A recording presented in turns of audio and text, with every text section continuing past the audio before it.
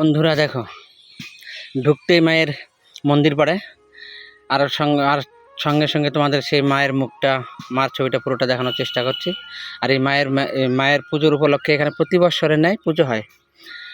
আর পুজোর সঙ্গে সঙ্গে তার ওই দিনই যেদিন জামা ষষ্ঠী মেলা হয়, ঠিক সেদিনই, ওই যেদিন ষষ্ঠী পুজো হয় ঠিক সেদিনই মেলাটা হয়।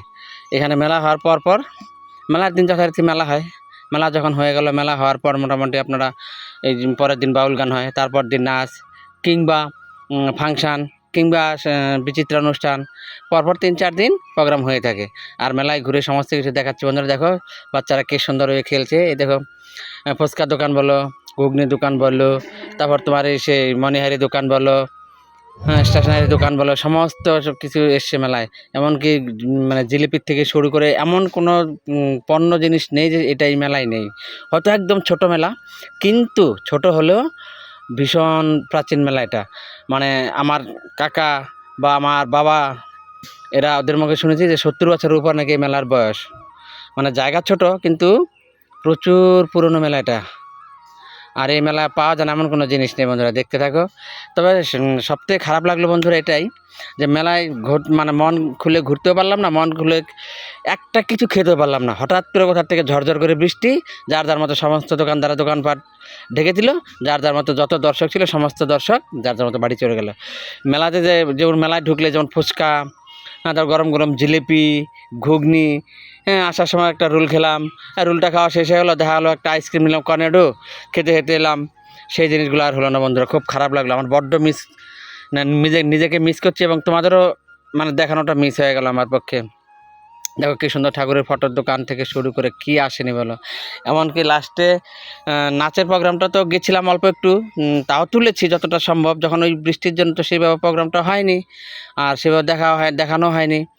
তাও যতটা সম্ভব পেরেছি তোমাদের সঙ্গে শেয়ার করেছি।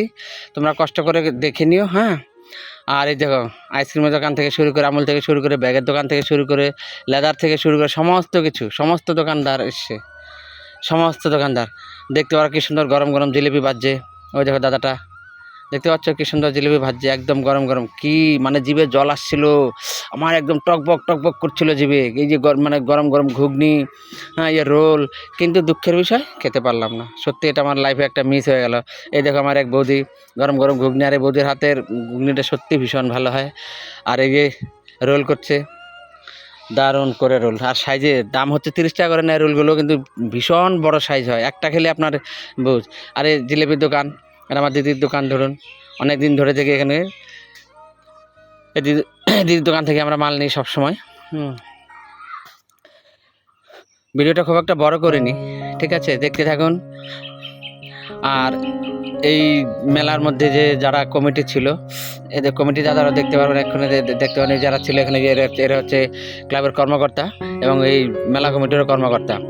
এরাই এই মেলাটা পরিচালনা করে। তার সঙ্গে থাকে জনগণের সহযোগিতা না হলে তো কোনো মেলায় বলুন, কোনো অনুষ্ঠান বলুন, সেটা চালানো কোনোভাবেই সম্ভব না। আর জনগণ সহযোগিতা করে বলে। আর সবথেকে ভালো লাগলো আমার এই গরমের সবথেকে ফেভারিট দোকান ছিল পাখাটা। মানে সবথেকে বেশি আরাম দিচ্ছিল এই পাখার দোকানটা। আর এরা অনেক দূর থেকে এসেছিলো তো, ওদের দোকান তো আমার খুলে পারেনি, আস্তে আস্তে খুলছিল। আর সেই মুহূর্তে আবার সেই বৃষ্টি চালু হয়ে গেল, ঝপাঝপ করে যার যার মতো বাড়ি চলে গেল সবাই। দেখতে থাকুন। আর এই মেলা সর্বোপরি যারা মেন সাপ্লাইটা দেয় সেটা হচ্ছে জেনারেটার। যদি ইলেকট্রিক থাকে তো ভালো, ওখান থেকে চলো, তা না হলে জেনারেটার। সেই জায়গাটা তোমাদের বন্ধুদের আমি দেখিয়ে দিলাম যে কোন জায়গার থেকে ওরা সাপ্লাই দিচ্ছে। সমস্ত মেলা ফেলা দেখার পর চলে গেলাম নাচের ওখানে, একটু দেখে আসি নাচটা কেমন হচ্ছে। অল্প একটু নাচ তুলেছি, শেয়ার করেছি। আর খুব একটা এই গরমে ভালো লাগছিল না বন্ধুরা। যেটুকু হচ্ছে মানে যেটুকু পারলাম দেখালাম। নিজের ভাই বা দাদা মনে করে ক্ষমা করে দিও। আর ওইটুকুই দেখো কষ্ট করে। আর ওই বাচ্চা একটা দেখো নিচে ডান্স করছিল, যারা শিল্পী এসেছিল ওদের থেকে ভালো নাচছিল বাচ্চা মেয়েটা। আর ওই তোলার সময় কোনো ভুল টুলে সেটা ক্ষমা করে দিও, নিজের মনে করে কেমন। আর যতটা সম্ভব বন্ধুরা দেখে নিও।